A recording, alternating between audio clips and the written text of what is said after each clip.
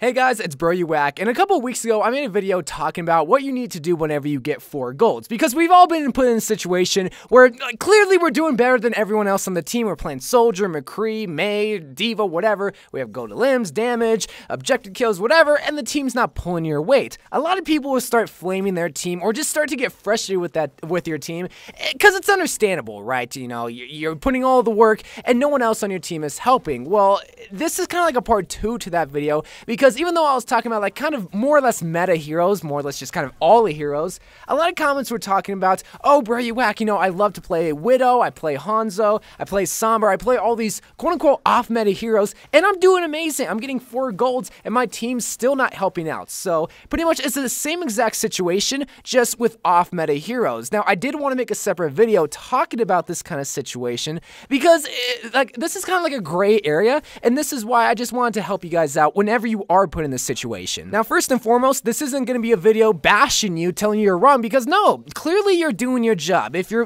like, we're going to be using the example of Hanzo. Good old Hanzo, because even though I love to bag on Hanzo, I love a good Hanzo player. I love when someone on my team is able to play him, because he's one of those wildcard heroes that most people don't expect, and he has so much potential to just get a bunch of kills. If he just gets 2 kills, he did amazing. Like, that's more than we could have ever asked, right? So it's not like I'm bagging on him, but I totally get it, because you're probably that player, and it gets frustrating because you're usually the first one that people like just dog on. You're usually the first one that people just use as a scapegoat because it's not meta, and it's not something they see in the league, or it's just not something they see every day, and since you're not winning, clearly you're the problem, right? Well, this is pretty much where the video kind of starts. Clearly you're not the main problem, clearly you're not causing the whole entire team to just lose, but that doesn't mean you can't help solve the problem. I feel like this is something that most people forget when they go in competitive, is that, hey, I'm doing good, why do I have to help solve the problem? Why do I have to switch, or why do I have to create a new strategy? I'm not even saying you have to necessarily even switch off the off-meta hero,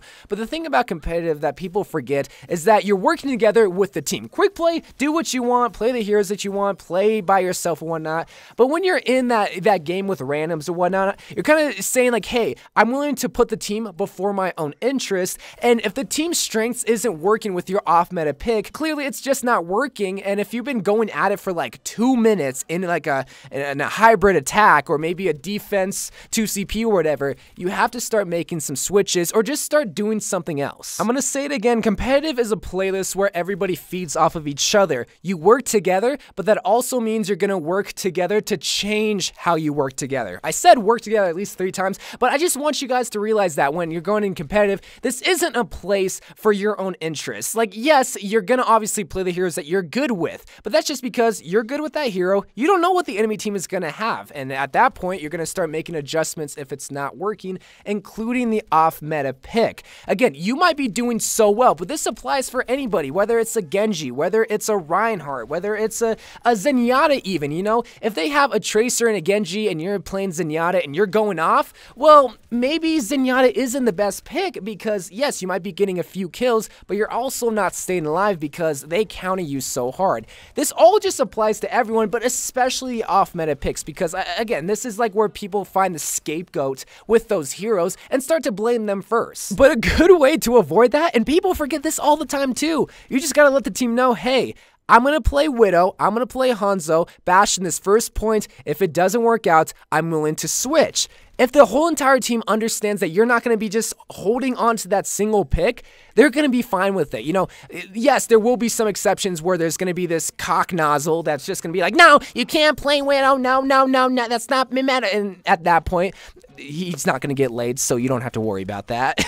All jokes aside, though, I'm kind of getting off track of the fact that you still picked the off-meta hero, and you're doing good. You kept your promise. Why should I have to switch? The definition of insanity is doing the same thing over and over again and expecting different results. What I mean by that is, let's use the same exact Hanzo example on King's Row attack. You've been going at for 2 minutes, can't get the first point, but you have maybe 6 goldie limbs, a few damage medals, and objective kills or whatever, and you used your ultimate, still didn't get any kills. Why are you going to continue doing the same exact strat when the enemy team is built for what you have on your team? But you can try to exploit their weaknesses by switching off that off-meta hero to maybe even another off-meta hero, or just someone that's obviously built for what they have. You know, Hanzos and Widows exceed so well because most people aren't ready and expecting it. But whenever I go on defense King Zero, I say, hey, get ready for the Widow, stand behind the Rhine shield, we'll dive them as Diva. You know, so sometimes they will be built for maybe what's on the rest of your team, but you just gotta switch and make something else happen and work together with the team so that you can further exploit their weaknesses. This could be maybe they don't have a hit scan, go Pharah. Maybe you don't have enough damage for the Rhine shield, you gotta go Roadhog or Junkrat. You know, if you're willing to communicate that with your team and say, okay, this is what I'm gonna do, this is where we're gonna be able to exploit them and we can go in. You know, simple stuff like that. Not even just switching to another healer, just switching to different heroes that can just further exceed for what their weaknesses are on the enemy team. But also, one last thing, let's say you guys even are winning, you're on King's Row, you're playing Hanzo, and you're moving the payload through alleyway, and you get stopped at least 3 times, even after capturing the first point. You might be thinking, but I was doing so good, and we did so well. Here's the thing though, the enemy team adapted to your Hanzo, to your Mei, to your Sombra. They're ready for your off-meta, and they're ready for what you have on your team.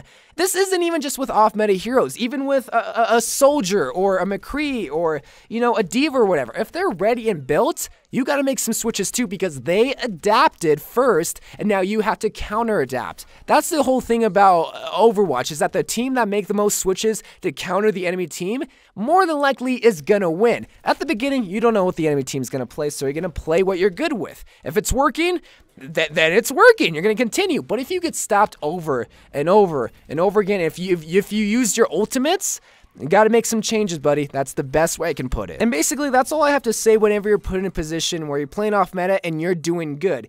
You just have to work with your team strengths, and that's just being a team player. Yes, you might want to play the off meta hero, but if it's not working, why continue doing it? And this is just a basic perspective of the best way I can describe it. So that way, if you're put in the position where you do like to play these off-meta heroes, including myself, you know that, hey, you might be doing okay, but if you have 3 elims gold medals and it's 2 minutes, come on, you're not doing that amazing, let's be honest. But you need to further exploit the enemy's weaknesses. So anyway, just a simple little video I wanted to discuss with you guys, and just to show you, like, you can play the off-meta, but just be ready to switch into something else when it's not working as a team, not just as you. So I love you guys. Thank you guys for watching. More Overwatch videos to come, and bye.